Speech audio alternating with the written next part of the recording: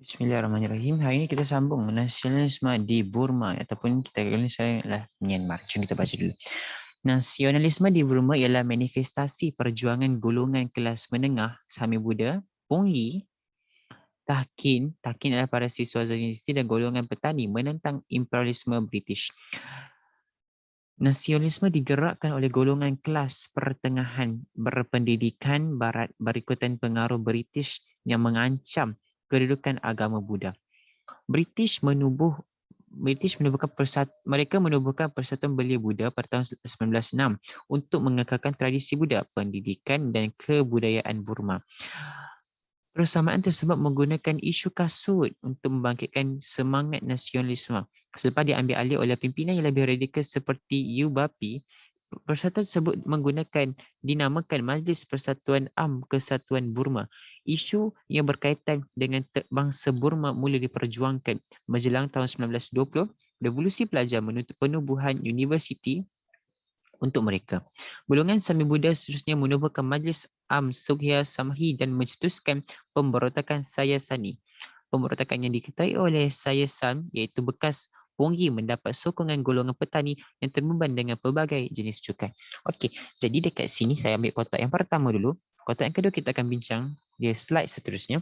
Okey, kita tengok pada kotak yang pertama. Ia berkenaan tentang nasionalisme permulaan, kita katakan. Okey, jadi kita lihat siapakah perjuangan golongan nasionalis dulu. Kita tengok dekat sini. Okey, Burma. Okey, kita tulis dulu Burma. Saya pandang satu ni. Okey, saya tulis Burma. Burma. Okey, bila kata Burma, kita tengok Burma. Kita tengok BU. BU ni maksudnya Buddha. Dia mesti berkenaan tentang agama Buddha. Okey. Jadi, okey. Perjuangan siapa? Golongan kelas menengah seperti Sami, Buddha kan? Okey, jadi kita Burma ni dia berkenaan tentang isu agama kebanyakan. Jadi kita tengok, saya tuliskan dekat sini siapa yang terlibat. Perjuangan golongan kelas menengah. Okey, Sami Buddha lah. Saya tulis Sami Buddha. Sami Buddha. Tahkin. Tahkin ni pada siswa Zah. Saya tak mahu tulis panjang. Lepas tu dan petani. Okey, saya tambah satu lagi. Saya lupa letak atas tadi. Golongan kelas menengah. Okey, golongan kelas menengah. Jadi golongan kelas menengah inilah yang kita katakan bukan, mereka inilah yang golongan nasionalis. Okey. Okey. Jadi nasionalisme golongan kelas menengah ni maafkan, nasionalisme digerakkan oleh golongan kelas pertengahan berpendidikan barat. Okey. Jadi dekat sini dia ada dua tau. Kelas menengah dan satu lagi golongan kelas pertengahan. Kelas pertengahan duduk tengah-tengah. Bila kata golongan kelas pertahanan ni, dia bangkitkan isu apa? Dia lawan apa? Okey, kelas pertahanan pertengahan ni dia dia bangkit sebab apa? Sebab takut pengaruh British mengancam kedudukan agama Buddha. Okey, dia takut apa tadi? Pengaruh British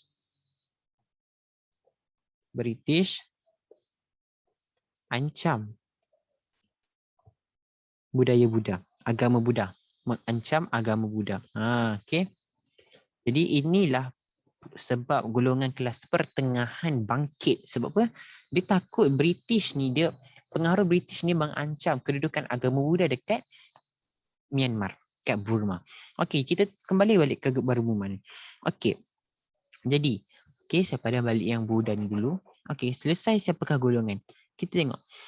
Okey, mereka menubuhkan Persatuan Belia Buddha. Okey, satu pertubuhan telah ditubuhkan iaitu bukan inilah BU ni kan. Okey, namakan Pertubuhan Belia Buddha. Pertubuhan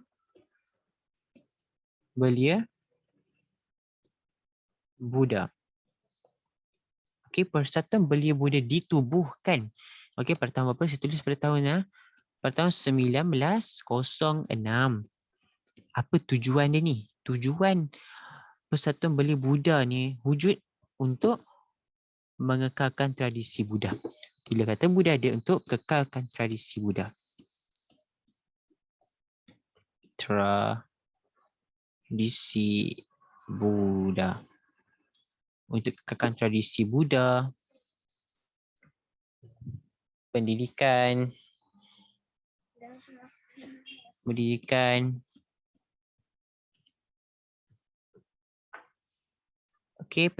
dan kebudayaan Burma. Kebudayaan Burma. Okey. Jadi fungsi pertubuhan Belia Buddha 1906 ditubuhkan adalah untuk mengekalkan tradisi Buddha, pendidikan dan kebudayaan Burma. Okey.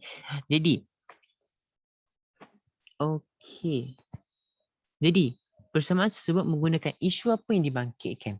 Persatuan Belia Buddha membangkitkan isu kasut. Okey. Isu kasut dibangkitkan. Okey, kita saya draw kat sini. Persatuan Belia Buddha ni dibangkitkan isu kasut. Isu kasut dibangkitkan. Isu kasut. Menggunakan isu kasut. Sebab apa dia bangkitkan isu kasut ni? Sebab orang British dia masuk kuil pakai kasut. Jadi orang Buddha anggap tu sebagai orang British dah cemar dah kesucian agama Buddha.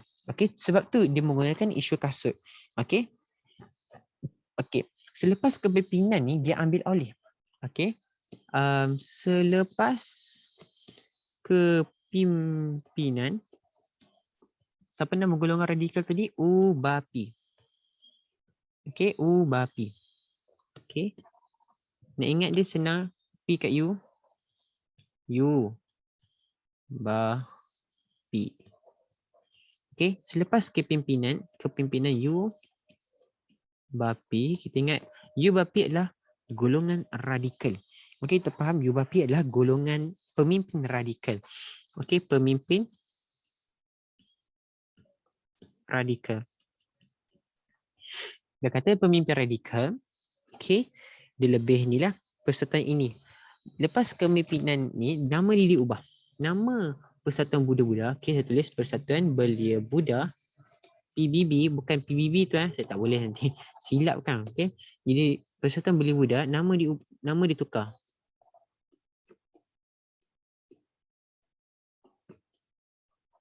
Kepada siapa? Namanya Majlis Persatuan AMN. Okey, Kesatuan Burma. Okey, panjang nama dia. Majlis Persatuan.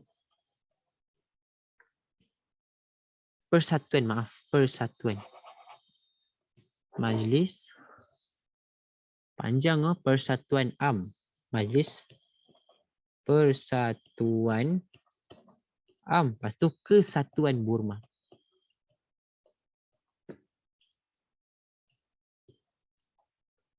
Majlis Persatuan AMN Kesatuan Burma. Sebab apa parti namanya diubah? Okey, bukan nama diubah. Dan dia yang memperjuangkan majlis ni dia perjuangkan bangsa Burma. Okey, bangsa Burma. Dan bukan orang Sami je kan. Okay, orang Sami kita dah bincang dah. Tahkin ni para pelajar kan. Tahkin para pelajar. Jadi golongan pelajar ni dia tuntut apa? Okey, kita tulis simple je kat sini. Bulatan pelajar tuntut pembinaan universiti. Pelajar dia tuntut pembinaan universiti. Okey, ni simple je. Satu kotak. Satu ni je. Pelajar tuntut pembinaan universiti. Okey, golongan Sami Buddha pula, seperti yang cakap tadi, dia bina satu lagi pertubuhan. Banyak betul pertubuhan. Okey, golongan Sami Buddha.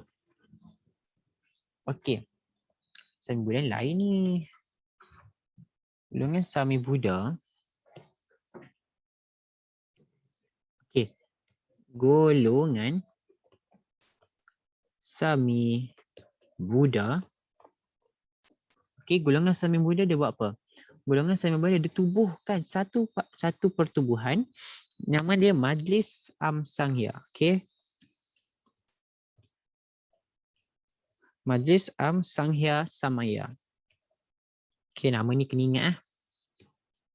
Sangha Samaya. Samanggi, ya Allah. Silap.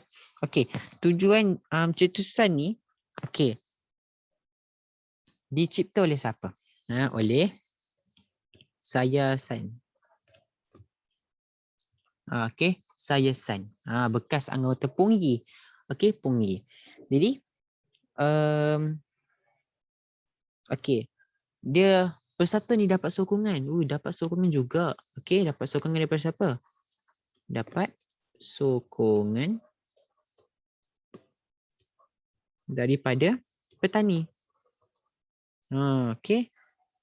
Dapat sokongan daripada petani sebab apa? Petani ni terbeban dengan hutang.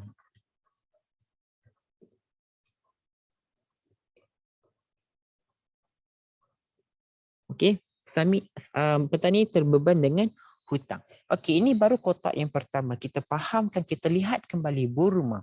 Okey, kita lihat Burma. Okey, Burma ini tokoh perjuangan dia banyak. Jadi kita simpulkan ada 4 Sami Buddha, Takin, petani, golongan kelas menengah dan golongan kelas pertengahan. Ada 5, maaf. Okey, golongan kelas menengah dia bangkit menyerang. Okey, kita faham golongan kelas pertengahan ni dia adalah yang berpendidikan barat. Okey, ini adalah golongan yang berpendidikan barat. Okey, tambah note kat sini golongan yang berpendidikan barat.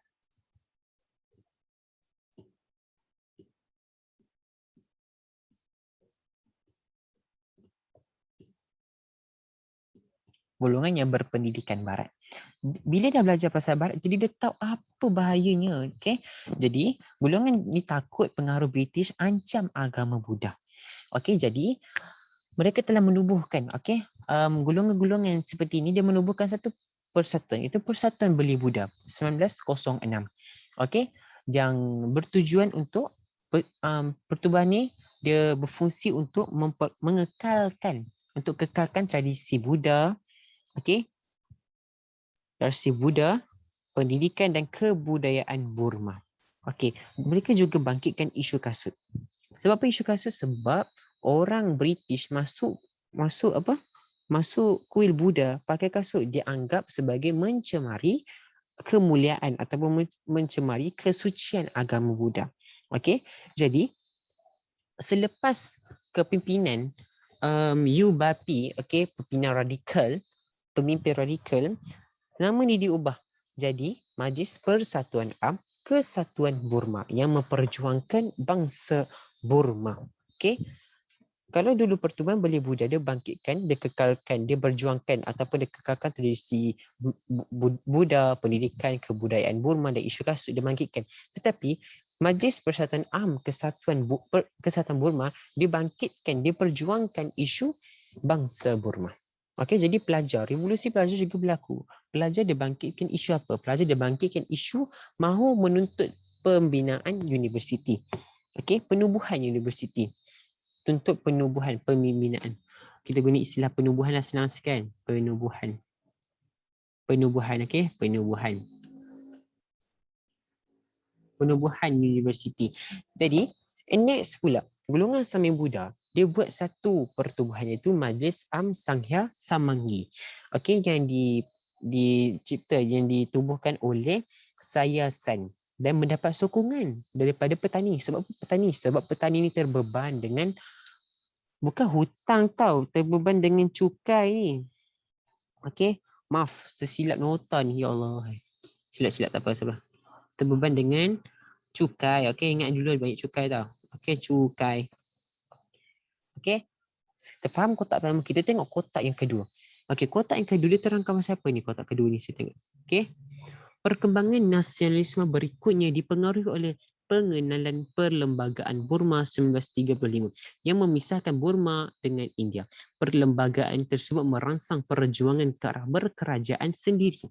Okey, golongan Takin ni golongan pelajar lah, menubuhkan Partido Bama Asia So, kami orang Burma, untuk memperjuangkan kemerdekaan bumi. Jadi pemimpin parti tersebut seperti Aung San Suu Kyi, Kyaw dan Lu Una menggelarkan diri sebagai tahkin yang bermaksud tuan atau menegaskan orang Burma mesti bertuankan orang Burma. Dr. Bamau memenangi pilihan raya pada 1937 kemudian dilantik sebagai Perdana Menteri yang pertama. Okey, senang ringkulan. Okey, selepas perkembangan nasionalisme dipengaruhi oleh pengenalan perlembagaan Burma. Dalam perlembagaan Burma, okey 1935. Okey, perlembagaan Burma dia memisahkan, perlembagaan Burma dipisahkan India dan pisahkan. Dia pisahkan Burma dan India. Okey. Burma dan India. Dipisahkan Burma dan India. Okey, jadi perlembagaan tersebut merangsang perjuangan. Disebabkan perlembagaan ini mencetuskan satu, dia cetuskan satu, kita katakan satu perjuangan. Cetus satu perjuangan. Perjuangan apa? Perjuangan untuk berkerajaan sendiri. Berkerajaan sendiri. Okey. Golongan tahkin, siapa yang bangkit? Siapa yang cetuskan ni? Iaitulah golongan tahkin. Tahkin apa? Tahkin ni adalah para pelajar tadi kan? Tahkin. Okey. Okey, Siswazah. Tahkin yang saya tulis kat atas ni, tahkin adalah Siswazah University.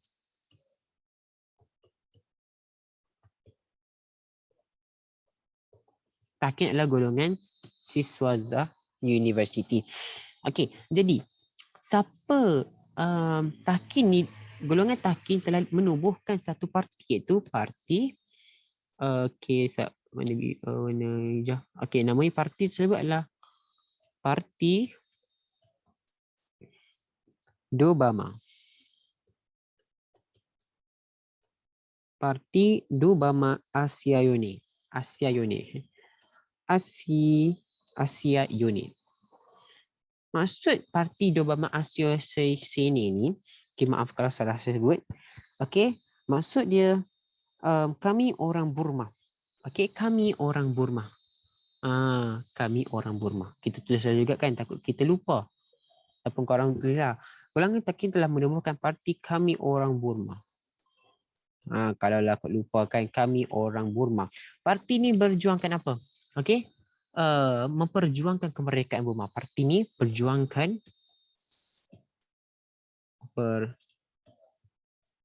memperjuangkan kemerdekaan Burma. Okey, kemerdekaan Burma. Siapa yang pimpin parti ni? Itu menjadi persoalan kita sekarang ni. Yang pimpin parti tu ada 3 orang. 3 orang. Yang kita kenal Aung San. Okey, Aung San. Nama ni popular, Aung San. Aung San Suu Kyi. Okey, Aung San Suu Kyi kita anak dia. Aung San Suu Kyi lagi, Aung San, maaf. Aung San Kyaw Nien. Okey. Kyaw Nien. Kyaw Nien dan UNO. UNO. Jauh UNO. Okey. Mereka gelarkan diri mereka ni sebagai tahkin. Gelar diri sebagai tahkin. Tahkin. Okey, tahkin. Okey, tuan. Dan mereka ni menegaskan bahawa, mereka ni menegaskan bahawa Burma mesti dipimpin oleh orang Burma. Okey, maksudnya tahkin maksudnya tuan. Okey, tahkin. Tahkin. Okey, tuan menegaskan bahawa Burma mesti bertuankan orang Burma. Okey.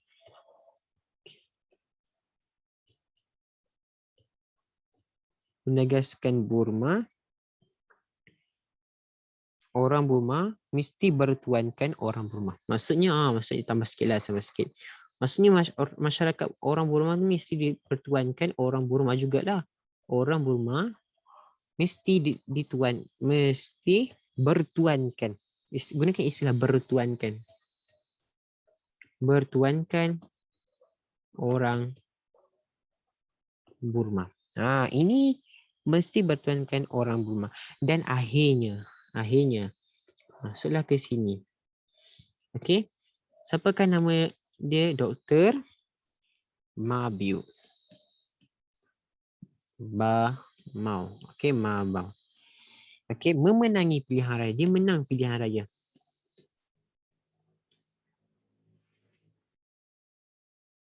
Pilihan raya 1937. Tak muat lah. Dia menang.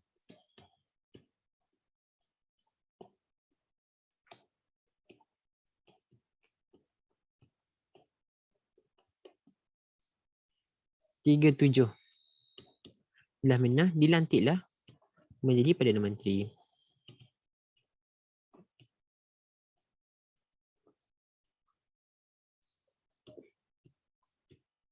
Perdana Menteri yang pertama inilah.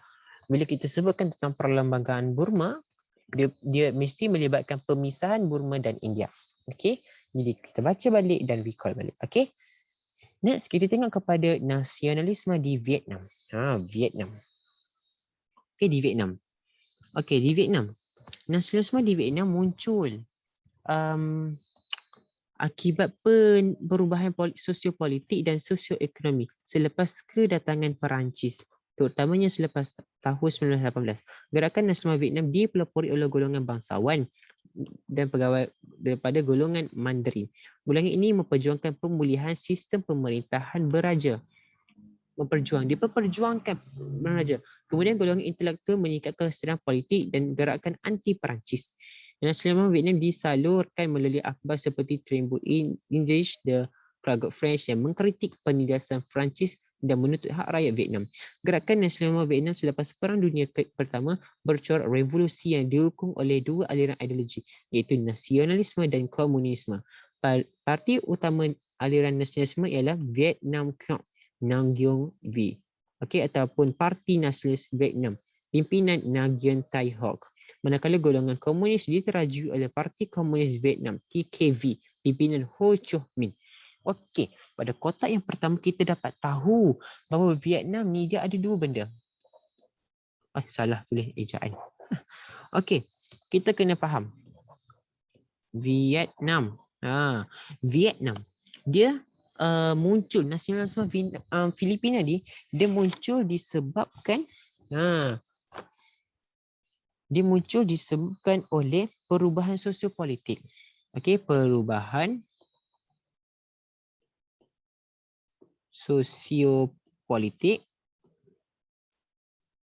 dan sosioekonomi. Dan ekonomi. Dan sosioekonomi. Okey, selepas apa? Okey, after kedatangan Perancis.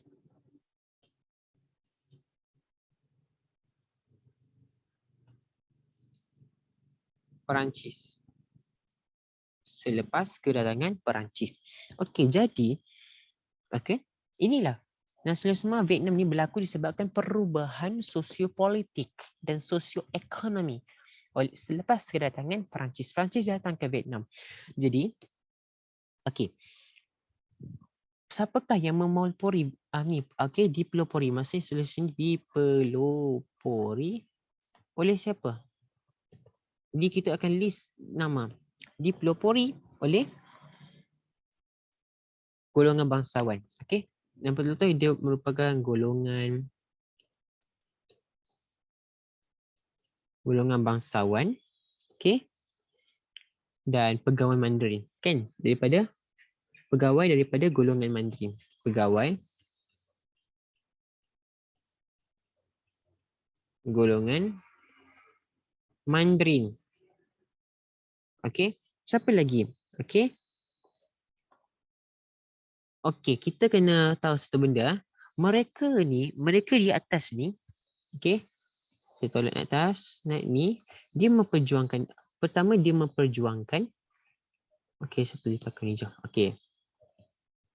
Memperjuangkan ataupun dia guna istilah memperjuangkan pemulihan apa? Sistem beraja. Mereka ni mempertahankan pemerintahan sistem beraja. Okey. Lepas tu datang pula golongan golongan intelektual. Golongan intelektual ni golongan bijak pandai. Bila golongan bijak pandai, mestilah dia mesti munculkan satu kesedaran baru. Okey, golongan intelektual ni dibangkitkan satu lagi kesedaran. Okey, dia bangkitkan kesedaran politik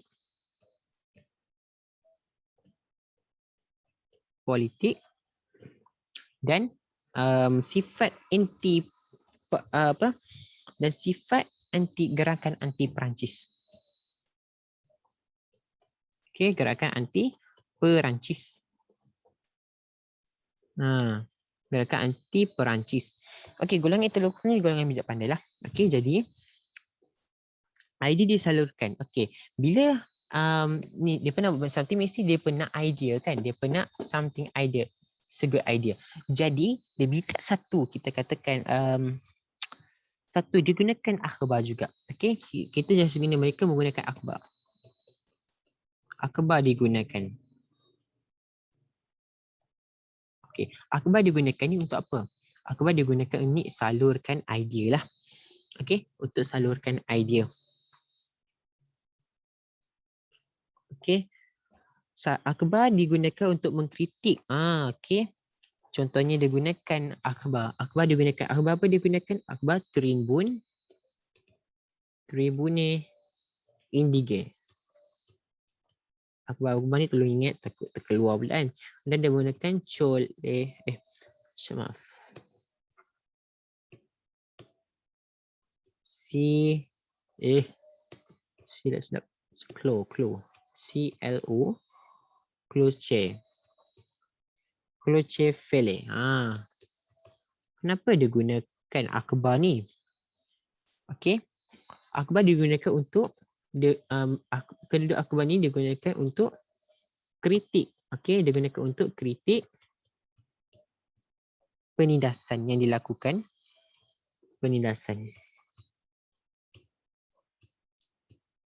Kritik penindasan yang dilakukan oleh Perancis. Okey. Dan menuntut hak rakyat.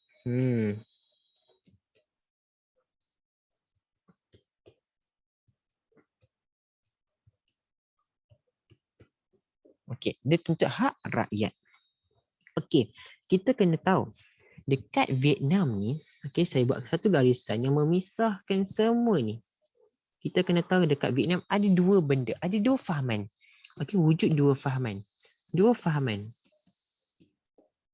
Okey, fahaman ni banyak. Okey, fahaman ni banyak lah. Okey, jadi dekat sini digunakan dua fahaman, iaitu nasionalisme. Okey, nasionalisme, semangat cinta akan negara kan, nasionalisme. Okey. Okey. Nama parti itu Vietnam Quoc Dang Dang, ataupun saya tulislah bahasa ringkas. Okey. Parti dia adalah Parti Nasionalis Vietnam. Okey. Parti Nasionalis Vietnam. Okey. Okey. Pimpinan siapa? Dipimpin oleh siapa? Okey, sebelum hitam dipimpin oleh Nguyen Tai Hoc. Okey, nama pun Nguyen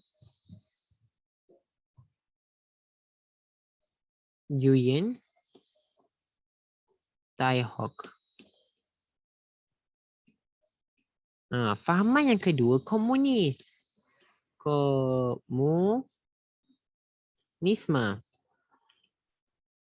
Nama parti tersebut adalah Parti Komunis Vietnam.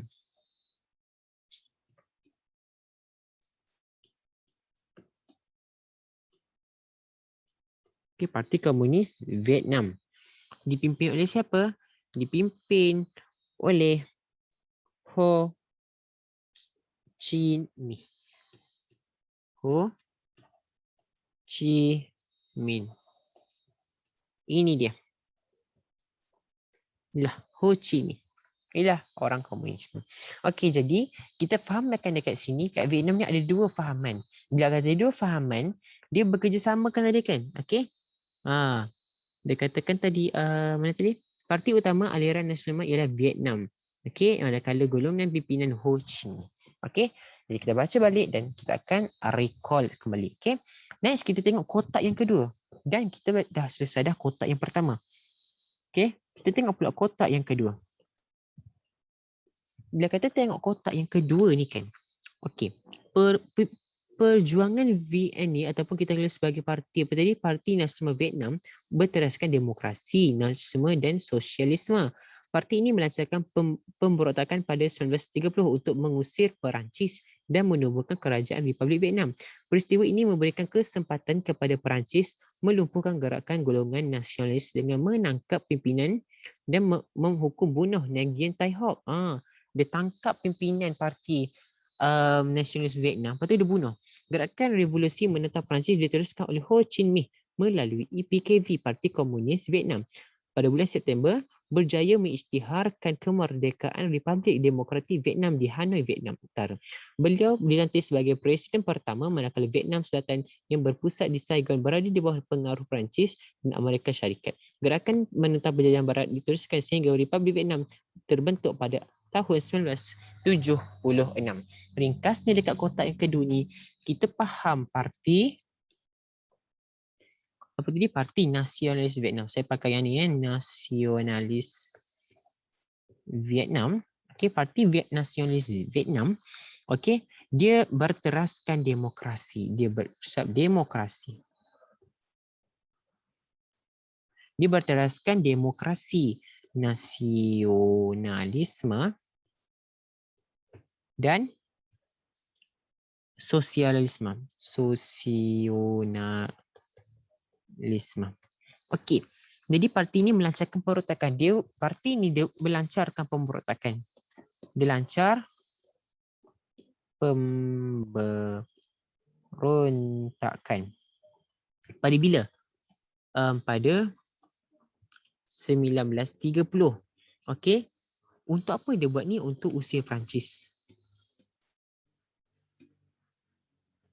Namun berjaya ataupun tidak? Itu persoalannya. Gagal ya. Okey, untuk usir Perancis lalu dia buat sambil menyelam minum air. Dia buat sentuh, dia usir Perancis dan untuk diri sendiri dan untuk menubuhkan dan usir Perancis dan tubuhkan Republik Vietnam. Ini dia nak. Okey, jadi usaha dia pun gagal. Okey, peristiwa ini memberi kesempatan kepada China untuk melupakan gerakan nasionalisme dengan menangkap. Jadi Perancis lepas dia tahu ni dia buat apa? Perancis dia apa? Dia tangkap ketua dia. Okey, dia tangkap pimpinan. Okey, tangkis apa ni? Okey, dia tangkap, okey. Dia tangkap pimpinan Parti Nasionalis Vietnam. Ditangkap dan dibunuh. Macam inilah. Senang cerita dia tangkap dan bunuh. Okey, dia tangkap dan bunuh. Okey, lepas dia tangkap dan bunuh, okey, gerakan revolusi menentang Perancis diteruskan. Okey. Dia pun takkan mengaku kalah. Dia akan meneruskan lagi. Okey, tapi diteruskan oleh PKV, Parti Komunis Vietnam. Oleh siapa? Okey, diteruskan lagi. Perjuangan diteruskan. Okey. Okey, sebelah sini. Perjuangan diteruskan oleh PKV. Siapakah pimpinan dia? apa tadi? Ho Chi Minh. Okey. Dialah yang menggerakkan balik melalui PKV. Okey. Dan pada tahun, okey, diingat tahun pada tahun 1945, okey, Ho Chi Minh, saya tulis ni, okey. Bolehlah. Okey. Ho Chi Minh dia buat apa? Diisytiharkan kemerdekaan.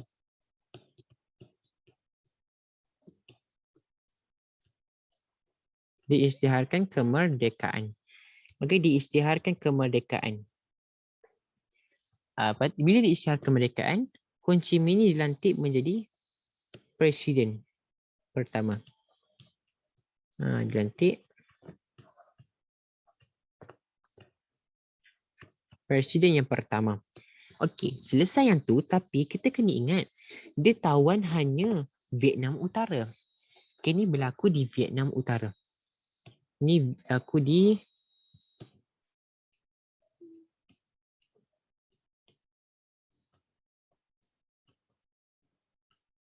Vietnam Utara. Dekat Vietnam Selatan masih berada di bawah pengaruh Perancis dan Amerika. Okey, gerakan menentang penjajahan barat diteruskan. Perjuangan diteruskan lagi. Okey. Takkan mengalah, perjuangan diteruskan.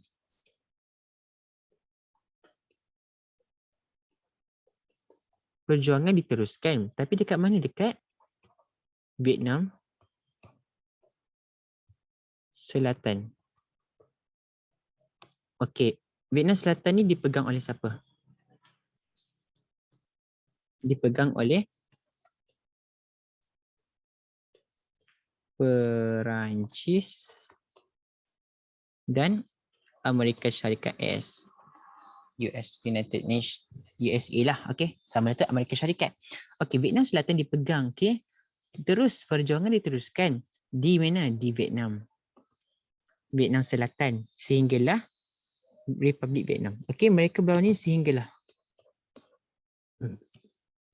berjuang. Maksudnya penjajahan barat diteruskan, penentangan. Okey, ni silap. Menentang, okey, menentang penjajahan barat diteruskan. Bila diteruskan, okey, sampai Republik Vietnam. Sehingga Republik Vietnam terbentuk. Okey.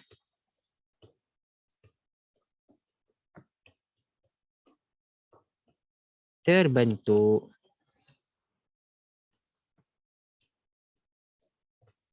Republik Vietnam terbentuk pada bila? Pada 1976. Okey. Jadi itulah serba sedikit berkenaan tentang nasionalisme di Vietnam. Okey, itu sahaja untuk video kali ini. Stay tune untuk video yang akan datang. Nasionalisme di India. Assalamualaikum warahmatullahi wabarakatuh.